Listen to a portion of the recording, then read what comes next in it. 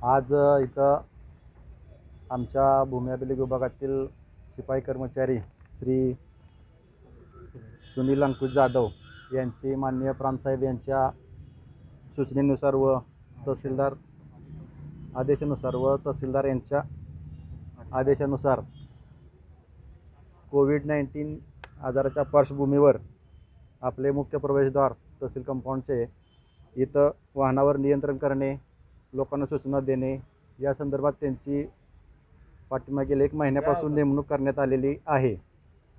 याच्या अगोदरसुद्धा आमच्याच कार्यालयातील पारधी यांची नेमणूक करण्यात आली होती, त्यांनीसुद्धा ते तिथं काम केलेलं आहे। आज सुनील जाधव त्यांची ड्युटी बजावत असताना अज्ञात इसम, त्यांचं नाव अजून काही समजलं नाही, यांनी वाहन आत सोडण्यावरून किरकोळ वादावरून त्यांना जबर मारहाण केलेली आहे।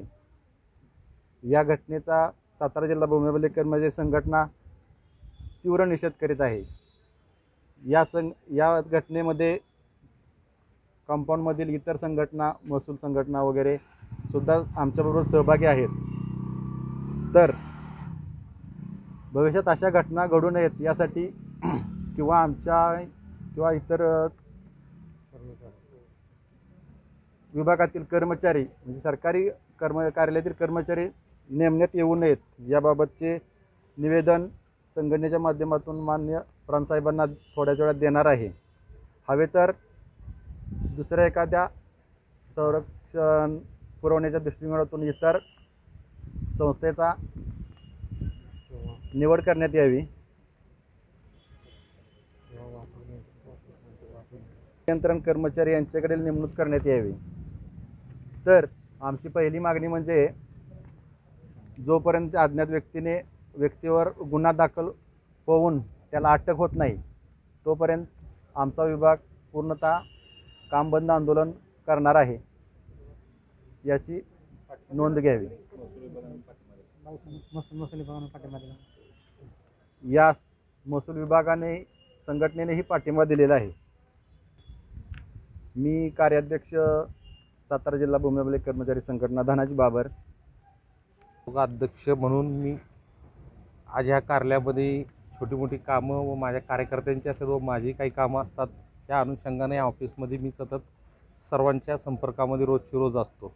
कुणाचे हाल पुछणं व विचारणं, कुणाचे काय विचारपूस असते ही सगळी करत असताना सर्व कर्मचाऱ्यांच्यात हसून खेळूनचं दिवसमान चालत असतं। परंतु आजचा हा जो प्रकार झाला गेटवरती, त्या अंकुशला ना आपले सुनीलला दुटी लावलेली असताना एका अज्ञात इसमानी गेटवरती येऊन त्याला आत जाऊ नको म्हणून सांगितलं, म्हणून त्याला राग आल्याने त्या रागापोटी त्याला जी मारायची सुरुवात केली, इतकं मारला की त्या बिचारा खाली पडला आणि रक्तानं पूर्ण चिंब झाला होता। तर अशा प्रकारचं जर कृत्य जर कुणी केलं असेल तर असल्या माणसाला अटक झाल्याशिवाय मागं हटणार नाही। माझा पूर्ण रिपब्लिकन पार्टी ऑफ इंडियाच्या वतीनं मी पूर्णपणे शासकीय कर्मचाऱ्यांच्या पाठीशी आम्ही खंबीरपणाने नेतृत्वानं आम्ही उभे राहणार। जिथं अडचण पडेल तिथं आम्ही 1 हाताचे 2 हात करायला सुद्धा आम्ही